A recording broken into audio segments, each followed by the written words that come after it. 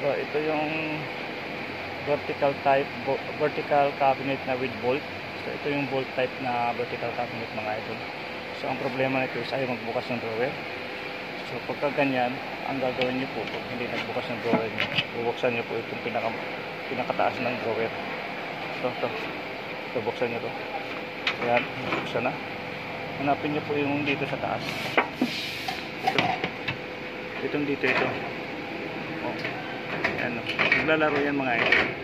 Kailangan yan pag binuksan mo, kailangan nakababa yan. Pag hindi siya nakababa, nakaganyan lang.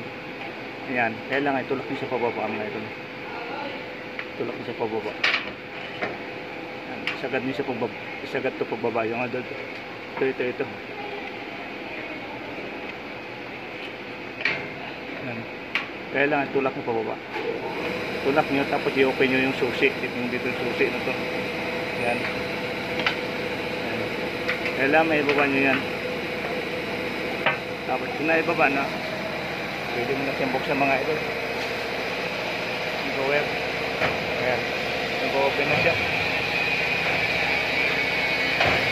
So, ganun lang kasimple mga idol. Sana nakatulong ulit sa inyo. Maraming salamat.